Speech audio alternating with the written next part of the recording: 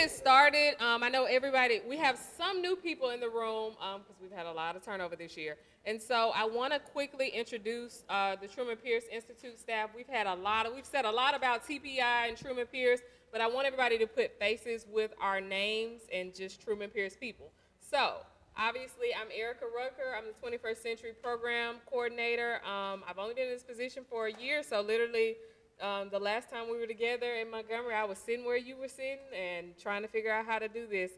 And when COVID struck, I was sitting at home on Zoom trying to figure out how to still do 21st Century. So I've been where you are. If you have questions or on anything just about, give me a call, give me an email. Please don't think that you're bothering me, that I'm too busy or anything like that. I don't get to work directly with kids anymore, so this literally talking to y'all is the joy of my day. To actually hear about what students are doing and think about different lesson plans and see what you're doing and helping you put in an easy report, that's the highlight of my day. So don't think that you can't call me, email me, shoot a smoke signal, whatever you got to do, get to me. So I want to introduce Dr. Jason Bryant. That's my boss. He's awesome. He's in the back of the room over here. Everybody knows my two fabulous Lindas, Linda Dean, Linda Williams. These are my sidekicks for 21st Century. Back in the back, we have Sandy and Michelle, who are our DHR people for 21st Century. So any type of, well, for Truman Pierce Institute, any type of training that you think that you need, let us know, let them know, and we will try to put it together to offer it to you. And then we have Georgianne Hester, who is my STEM GRA, and she's awesome. She sends you the newsletter. If you don't get the newsletter, let me or her know, and we'll get you added to the newsletter distribution list. Did I miss anybody? All right. So we'll start off, and Linda Dean is going to go first as far as the PowerPoints, and then we'll go from there.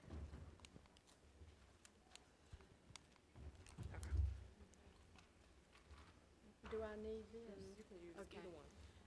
All right, I'm going to talk to you about the new GPRA measures, and many of you are already dealing with this when you had to change your method of attendance.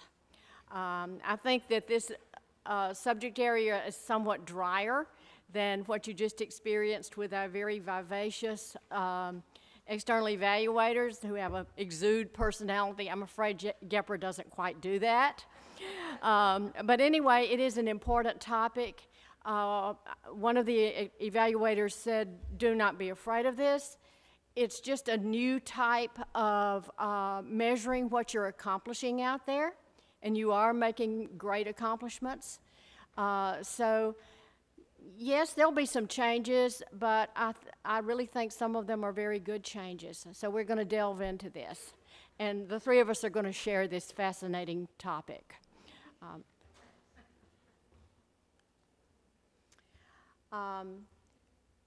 First, as I said, we're going to give an overview.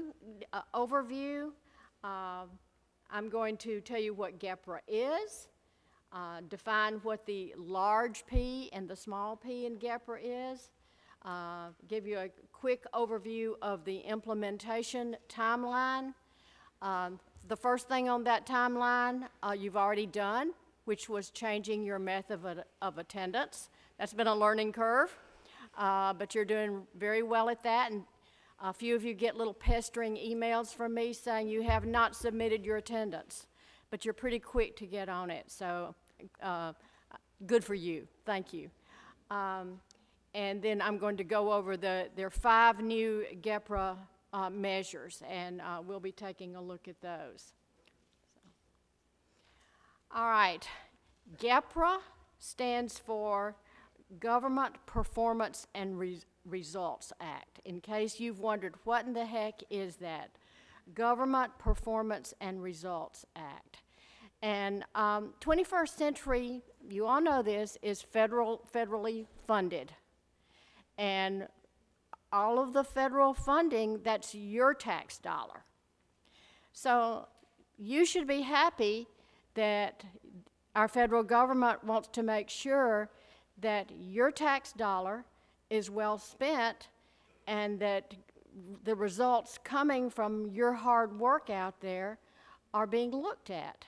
So I think that's part of the positive way to think about GPRA, is that you want accountability for how your tax money is spent. And again, as I said, I think we can be very proud of that.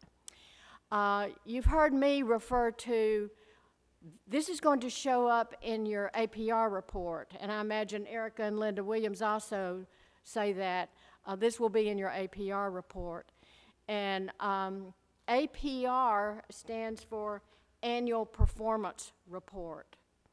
So that data that is gathered in the APR report is in fact part of the Government and Performance and Results Act requirement that data be gathered in every year so that the government can take a look at that data. I think that I have sent you all an email about how you can click on under reports when you go from either your site or your grantee. Click on that reports link. And if you're wondering what your APR report is looking like, you can click on that and see what it looks like. And you might take a look at that and say, whoa, that doesn't look good because I only have 2 activities up there.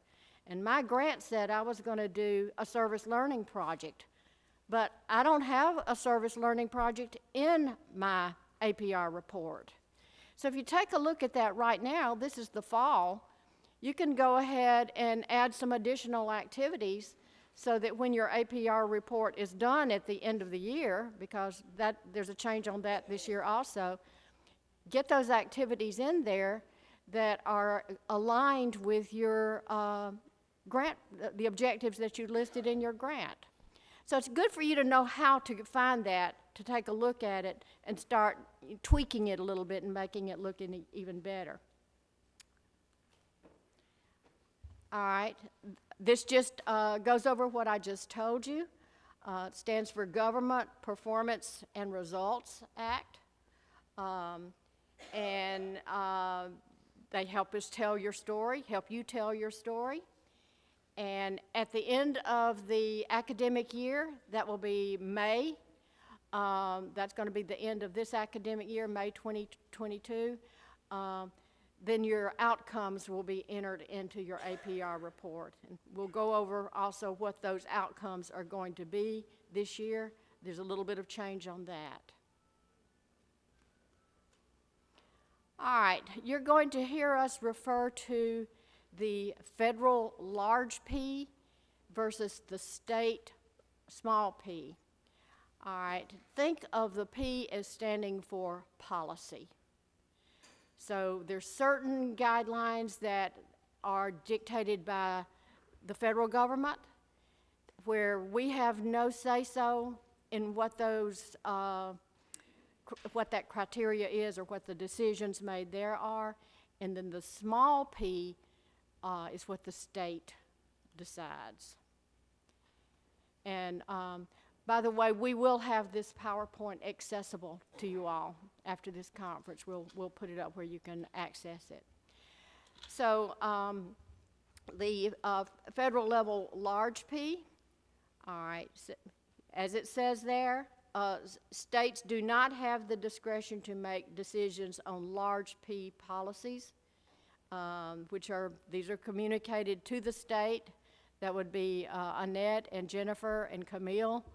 They are the direct liaison to the federal government, and so they would know what the state determines and what is dictated by the federal government. Then the states, at the State Department level, not at our level, but at the State Department level, makes the decisions about the small p things. All right. The core small p decisions are tied directly to GPRA measures themselves. But there are small p decisions in all the data elements. And so we're going to be taking a look at that. Notice there's a sentence in this slide that says that small p decisions for implementation of the new GPRA will be iterative. And I thought, well, iterative may not be a very clear word to use here. So it just means that there may be changes along the way. If something seems like it's going to be extremely challenging to implement, there may be some tweaking on that. So iterative means that there will be perhaps some changes, and you will be updated if those changes are made.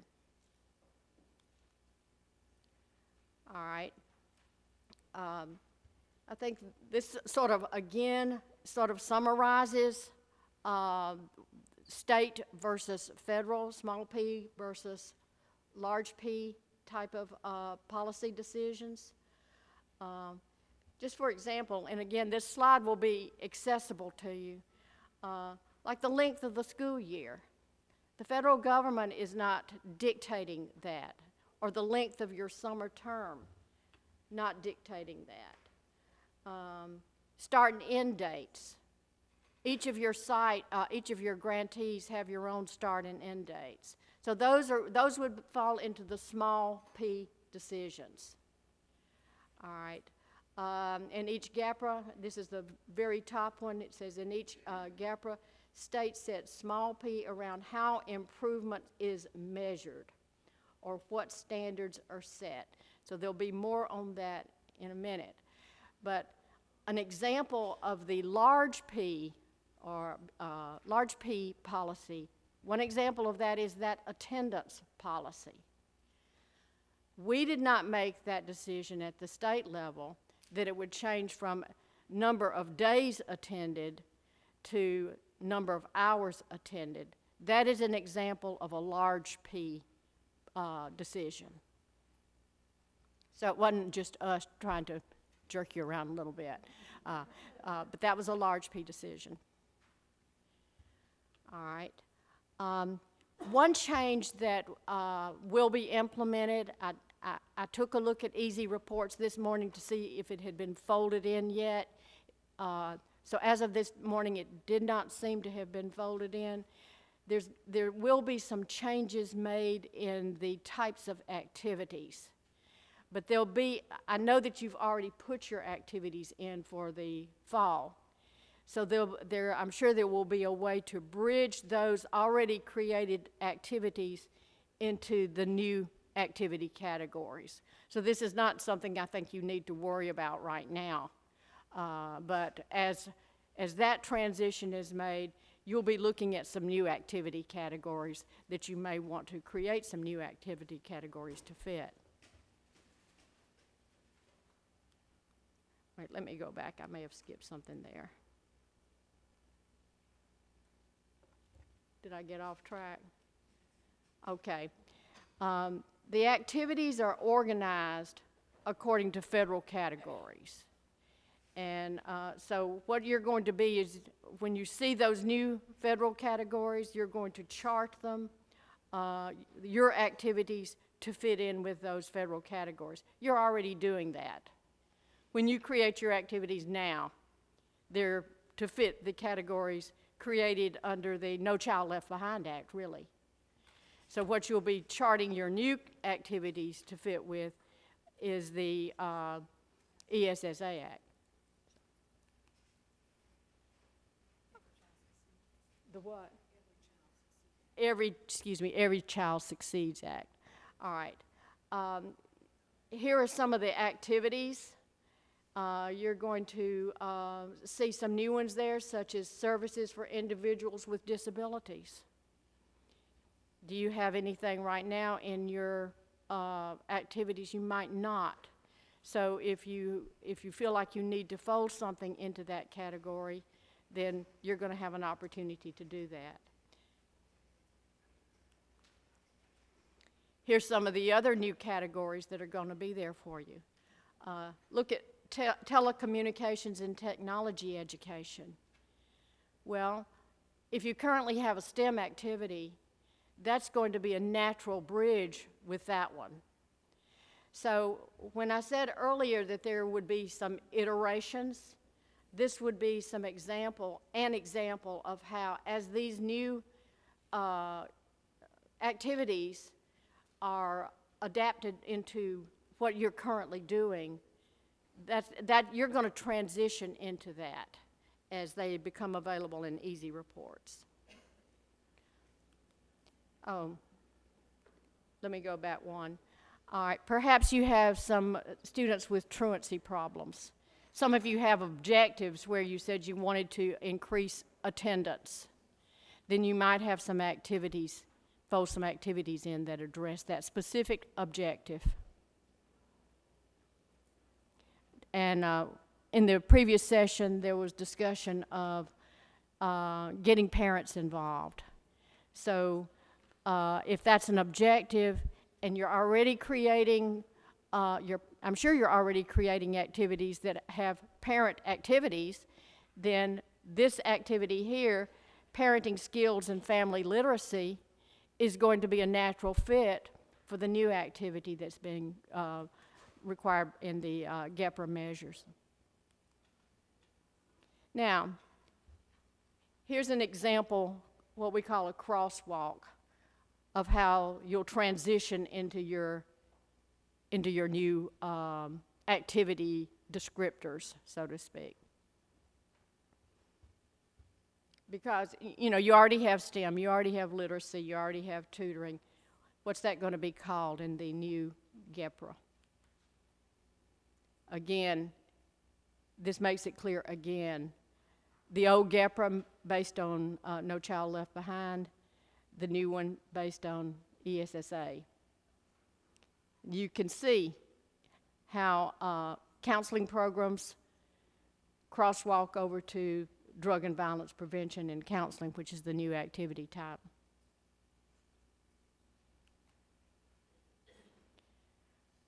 All right, here you have, let me see what this one's about.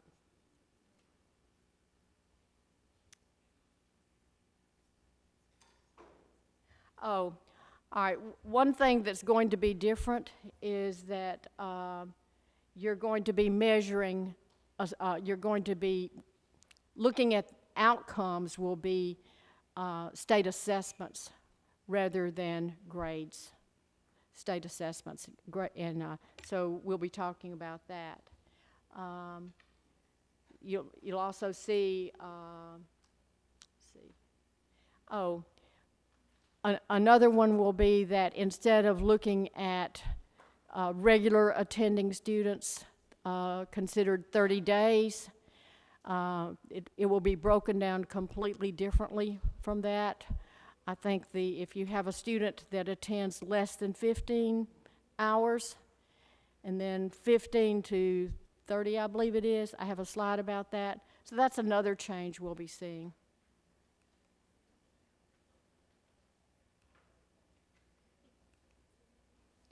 Now I'm going to turn it over to Erica.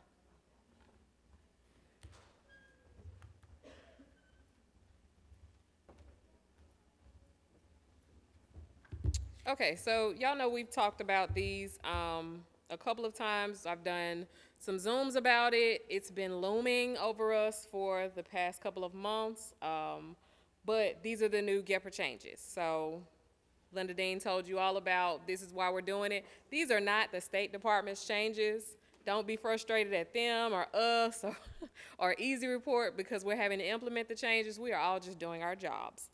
So keep that in mind when you're making these changes. I know it's taking some extra effort on your part, and we appreciate it, but we all want to make, and I think the federal government wants to do this also, want to put 21st century in the best light possible.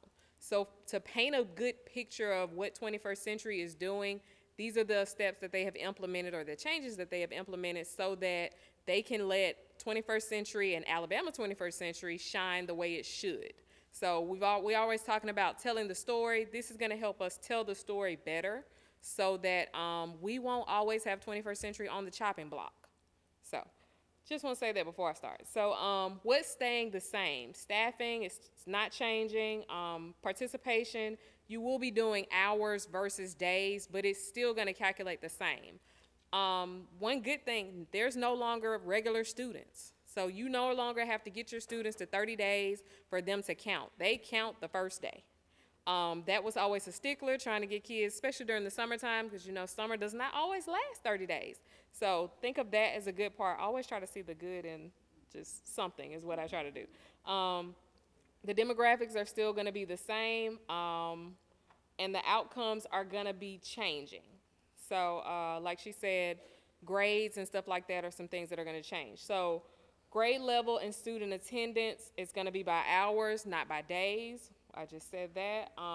And so the small p is what the state decided is to collect the number of hours all students participate in the program. So it's all students, not 30 days, not 2 days. Every day, the first day they come, they're counted. And so this is the less than 15 hours, 15 to 44 hours, 45 to 89, 90 to 179, 180 to 269, and 270 and above. So that's for all grade levels. And as you see, this is the justification for the calculation. So, and they've also given you the equivalent days, because sometimes, you know, we don't think about, you know, I'm not a math person. We don't think about 270 days. It's literally just 90 days. Most of our programs operate 3 hours a day. So just think about that, or divided by the number of hours that your program operates. And so the small p is that the number of hours each state starts reporting those in the less than 15 category. So like I said, Alabama, first day, we're counting them. The demographics will be pretty much the same. We're still doing race and ethnicity, sex. Those are two things, if you ever pulled an APR report, those are things that we report. We report how many students you have in each grade in your program, and we also report what are their ethnicities, and we report whether they're male or female, or data not provided, because we do sometimes have that. And so that's not changing. And so in this section, the number of participants does not have to equal the total participants in the center, because some may report in more than one category. Students with English language proficiency, students for free or reduced lunch, and students with special needs and family members. So this is generally a section within APR also. So APR, again, this is what you put in Easy Report. So we want you to categorize your children for their race, their ethnicity, their sex, all of those things. And then Easy Report creates a report, the APR report. It's in your report section for Easy Report. We, TPI, pull that regularly, and then we report it to the federal government. And then, like Dr. Briggs, he talked about a report that he had pulled from the federal government. The federal government then puts it into a report where they say this is what 21st Century is doing. So implementation timeline. So as you know, in the 2020, 2021, we started implementing these things this summer. So the first thing we implemented was changing the days over to the hours. Stop me when I get to your slide, because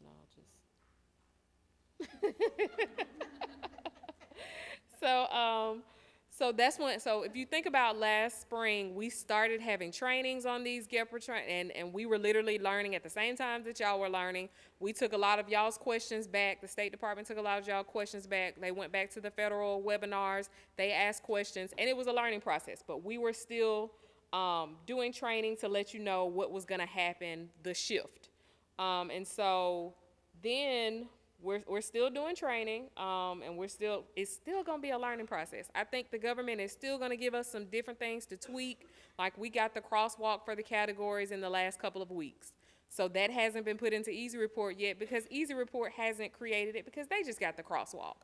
But it shouldn't change many of your activities. It just should add to the potential for you to be more detailed with your activities. A lot of the different things that I saw in the crosswalk reminded me of things that I used to see in the monitoring guides. Cultural programs, those were things that were on the monitoring checklist that just were not reported in Easy Report. So I feel like this is a good way to link that to Easy Report. And continuation. So the summer data started. Fall and spring, we're reporting the new stuff, and then we will actually start certifying the data from the summer starting in December. So by December is when we are looking for the summer data to be completely correct so that we can report it to the federal government completely correct. So if you notice, Linda Dean asked you about your attendance and things every month. That's because when we close out that month, we want it to be closed. We want to make sure that it's correct so that when we get ready to report in December, we don't have to go back to August of 2021 to say, hey, where's your attendance? We don't have to go back and say, hey, we didn't see your survey data or something like that that actually needs to be reported to the federal government. So, and I'm telling you, I don't know what number because I don't have numbers on it. I don't know what number we're on. What number is it?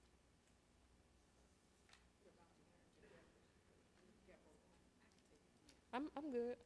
So, I'll just introduce the GPRA and then, okay. So the first one is the percentage of students in grades 4 through 8 participating in 21st century program during the school year and summer who demonstrate growth. Growth is a small p. The State Department has said any growth is growth. So if your child, and this is on state assessments, so if your students, we're just getting the state assessments from last year back. This is our baseline year. There is no growth this year because we didn't have a test last year. So this is the year that's a baseline, which honestly, last year was a good year to be a baseline because we had so much COVID and out and all of that, that it's probably low. So we can only go up from here. So this school year state assessments, when we get those back next school year, because that takes a minute, any growth is growth. So however the state decides to put growth, which they'll decide, but any growth is going to be growth as far as 21st century. The percentage of students, and that's going to be school year and summer.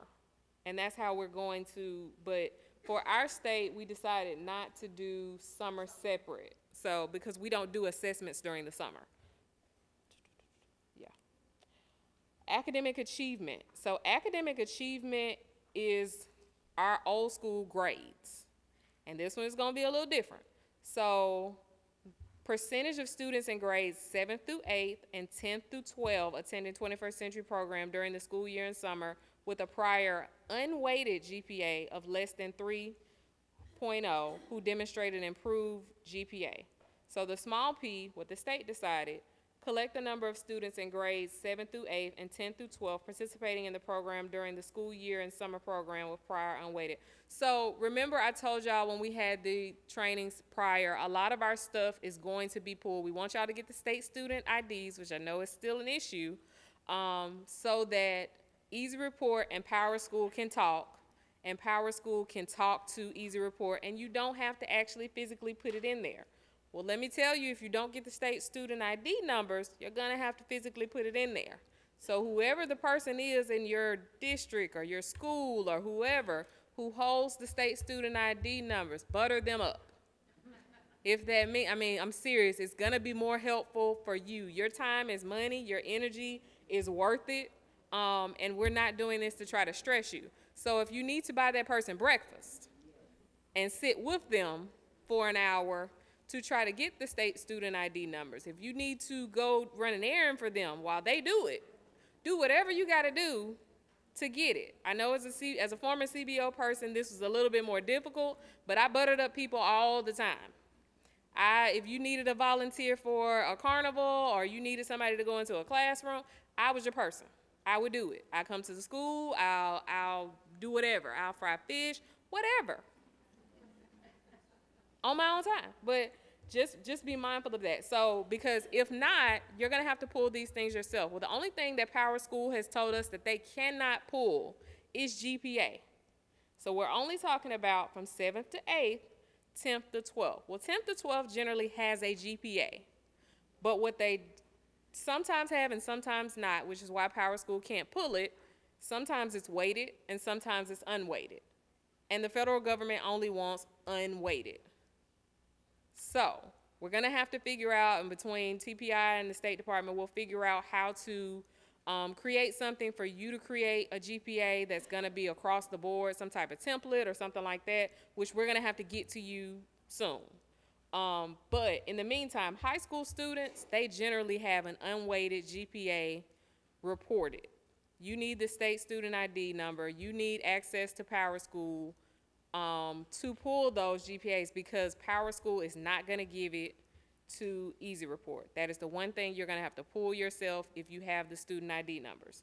For 7th and 8th graders, it depends on your school. So most 7th and 8th graders that I've seen don't have GPAs. So you still might have to calculate a GPA for them, or maybe your Power School does, but still it's not going to talk to Easy Report, so you're going to have to actually input that. And that's probably going to be something, hopefully a template that can be uploaded into Easy Report, just like grades or something like that. So that's the difference. But on the bright side, you don't have to report grades anymore. Yeah. Gotta see a bright side. Thank you. But you also have to think about your evaluation part. So if you said in your objectives that you were going to increase a letter grade, then maybe you still need to be trying to collect your grades. And maybe the best place to collect that is still in Easy Report, which you still can, so that you can still be working with your external evaluator and create that because you said it in your objectives. So just be mindful of that. Don't just say, oh, I don't have to do grades anymore, and then the last minute you look and you're like, well, I should have for my evaluator. Yes, ma'am.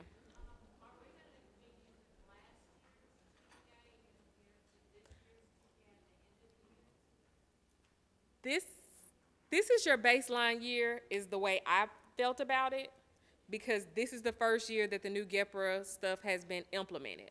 So this is the first year that you're comparing. So next year will be really the comparison. Does that make sense?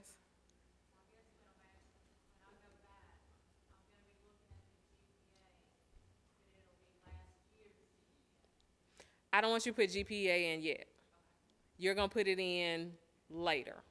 So that's why I've been saying get the state student ID numbers. And remember, this started the summer, not back in the springtime. Right. So if you're talking about the spring, it didn't start there. It started this summer. Summer 2021. So this fall is the start of your GPA. So we're probably going to be looking for GPAs. It's the end of the spring, end of the school year. Like June. Yes. So the main thing at this point is not, and that's why I say we have a minute before we really will tell you how we want to calculate the GPA if you don't have high school students. But the main thing right now, get the state student ID numbers for your students. If you have not entered in any students in your Easy Report because you don't have the state student ID numbers, you didn't read my emails before I left. Because I gave you a workaround I said, hey, let me know. I'll give you a workaround to go ahead and put them in, because I don't want you to be behind waiting on somebody at your district to give you the state student ID numbers. So if you need the workaround, send me an email or call me, and I'll give you the workaround so that you can go ahead and put your students in and still be pestering, and I mean pestering, whoever it is that can give you the state student ID numbers for your students. Any more questions on that? That was a good question.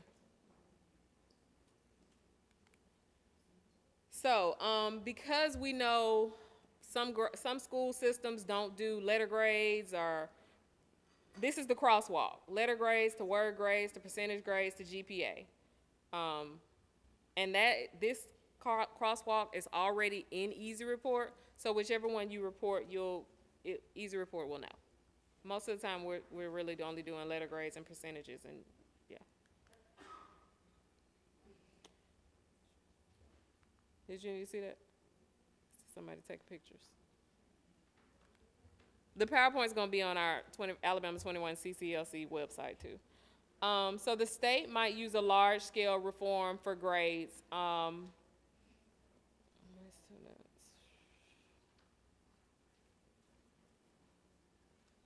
So when we report this, we're not going to report that little Susie in your site has a 3.0.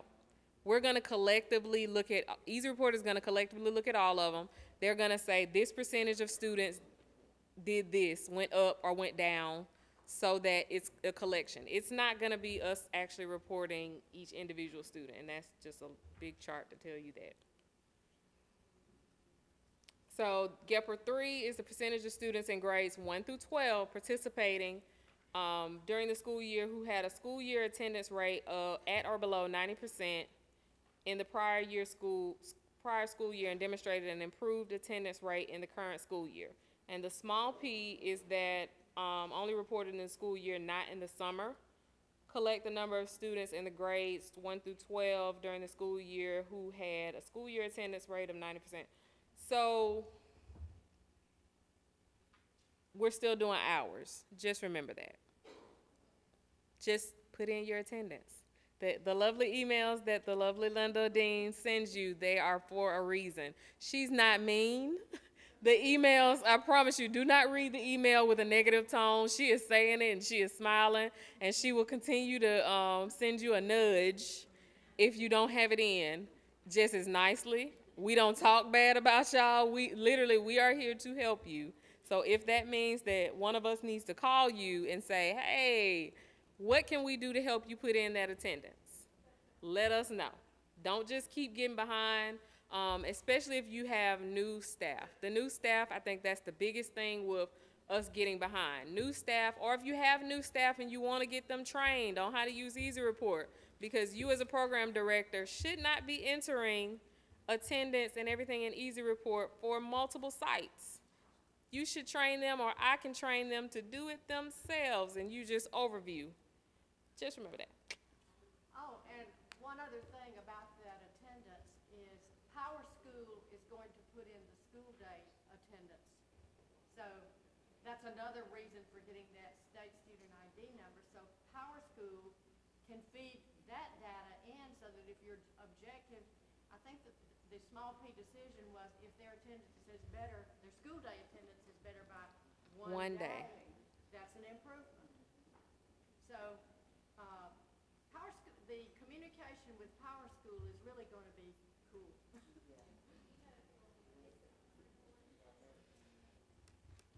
I think so. Well, no, it won't. No, it won't. So the new GPRA has behavior, but for our behavior part of the new GPRA, they're still dependent on the teacher surveys, which are pretty much going to be the same as the teacher surveys have been in the past. So. Linda Dean explained this one. Any improvement, 1 day. 1 day attendance better, and this is the baseline year. So this year, if they go to school 170 days. If next year they come to school 171 days, they have improved. GPRA 4, percentage of students in grades 1 through 12 attending 21st century program during the school year and summer who experience a decrease in in-school suspension compared to the previous year. Hear me, in-school suspension, not out-of-school suspension, not any of the other stuff that y'all do for discipline. Only in-school suspension. If your school doesn't do in-school suspension, it's an ENA. But Power School is gonna pull that because that's one of the things and all of that is now supposed to be Power School, and I know all the schools are dealing with that and frustrated by that too. So all of that goes into Power School. Power School is gonna give it to Easy Report. You will not have to worry about it unless you don't get those state student ID numbers. Power School is gonna feed all this stuff. It's gonna magically over the cloud at night while we sleep. But if you don't put the state student ID numbers in there, you're gonna be feeding it in there yourselves. And you're not gonna be happy. Same one. Suspensions.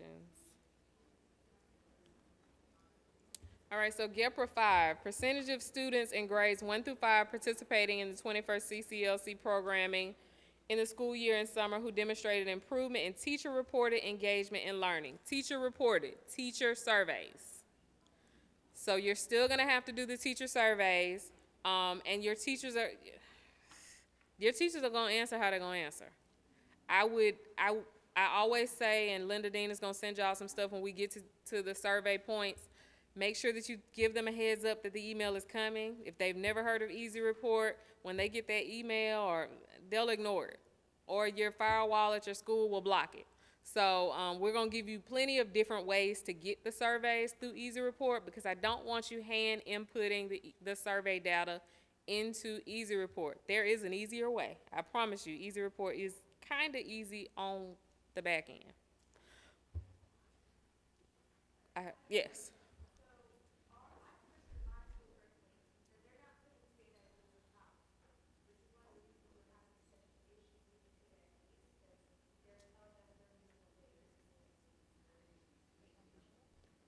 You got to speak up.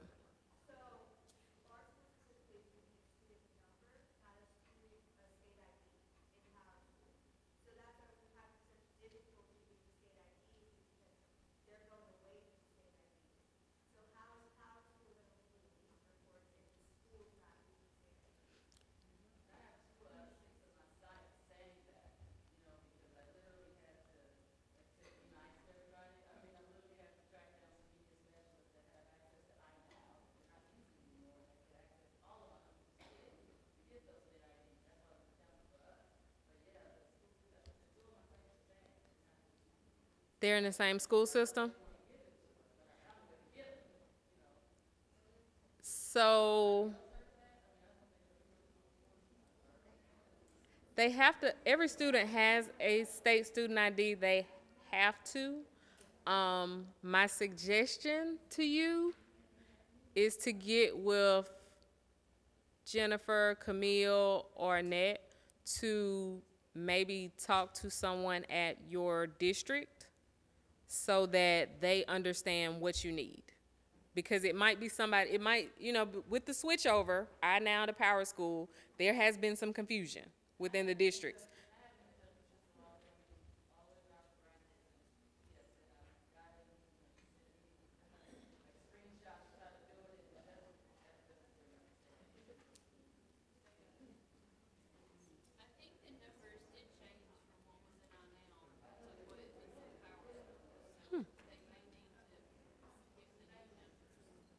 Okay.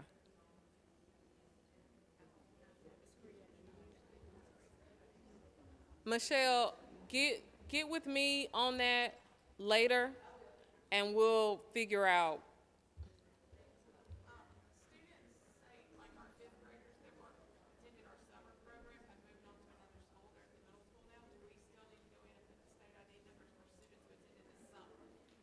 Yes, yes. If they attended this summer, then yes, because they're in the new GPRA. Any?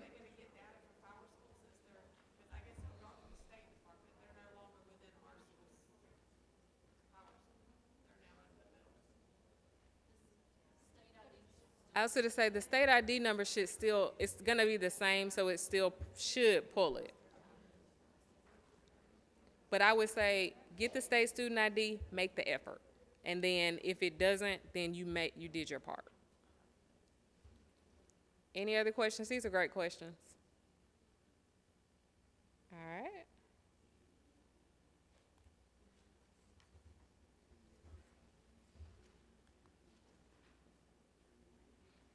You ready?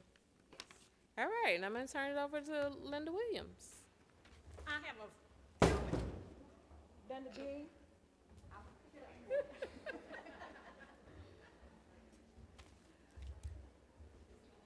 Okay, I am going to wrap all of this up for you all, including the new GPRA, what do you need to collect, and the report. Now, with outcome number one, when you're collecting data from the reading and the math, you're going to look at the ACAP. The ACAP is the new test that the State Department gave this past spring. Everybody did that, right? Nod your head. Okay, good. That's going to come from your academic achievement for your GPRA number one. Now, with your GPRA number two, which also deals with academic achievements, but it's from your GPA. And it only deals with students who has a GPA of less than 3.0. So if you have students that have above that, are they looking at those students? I still can't hear you. No, they're not. So they're looking at those students who are less than 3.0. So you have the first GPRA measurement deals with what? I can't hear you. ACAP. You're looking at what? Reading. reading or ELA, or you're looking at math, correct?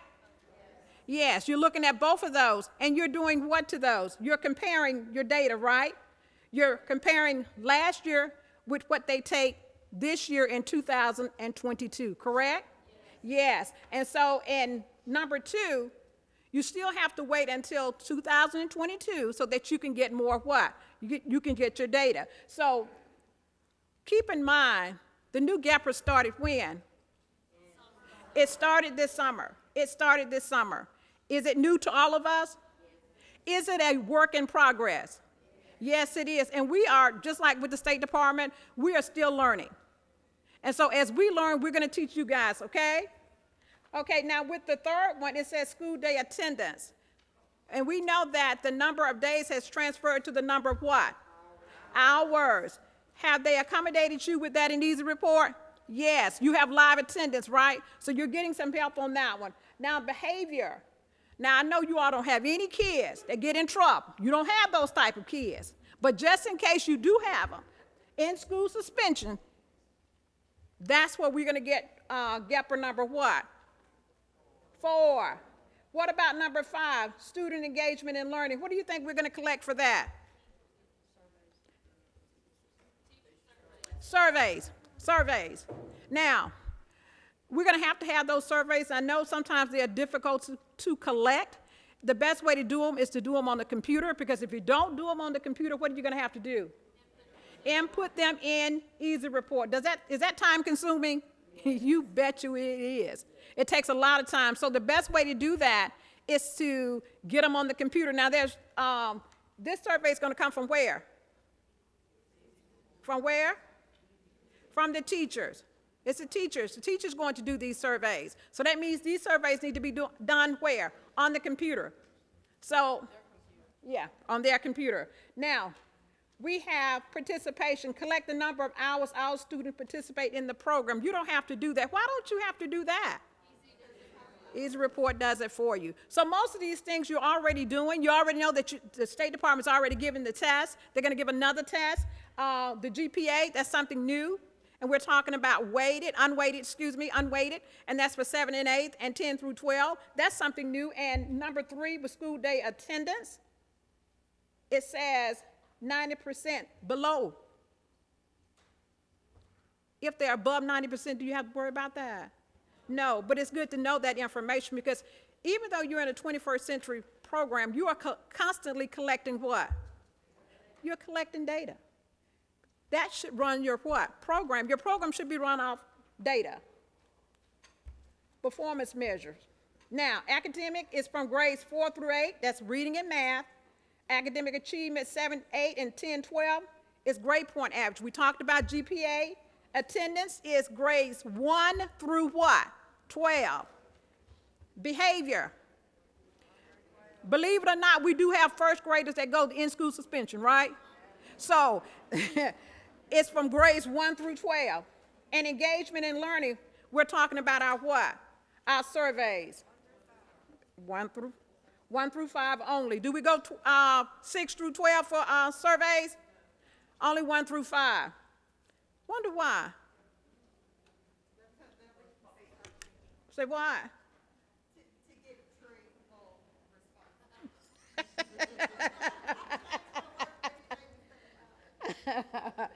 Okay, recap. How does this affect you? You're recording hours instead of what? Days. We were recording days, now we're recording hours. They're requiring more detail, more accuracy, because the feds are looking at this. And in order for you all to continue to get grants, they're going to be looking at your what? They're trying to see whether or not what you're doing is actually doing what? Working. When are we going to start this? When did this start? It started this summer. So it didn't start this fall, it started this summer. And we started collecting data. Now, Erica done messed me up.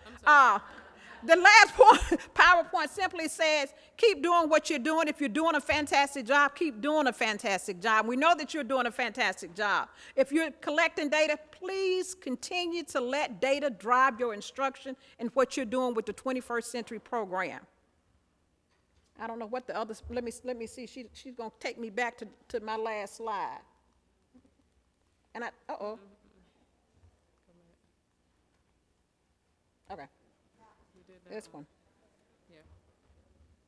Now, we also recap the fact that it's not just our regular students. Our regular students were considered students that attended how many days?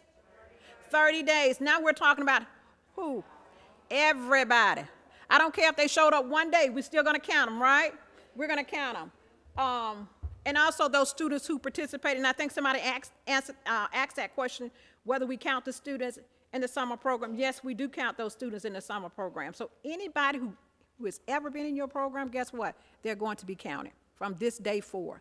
So you're stuck with them. I'm just teasing.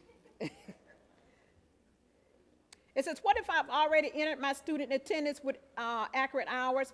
And that's what I just tell you, keep doing what you're doing. If you're doing a fantastic job, keep doing a fantastic job. Now, our last thing that we would like to ask you all, do you have any questions? Because if you have questions, guess what? We don't have the answers.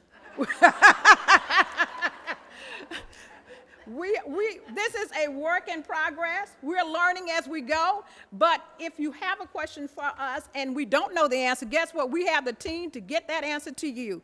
So do you have any questions before? Oh, here's a question. Which, this one? Okay.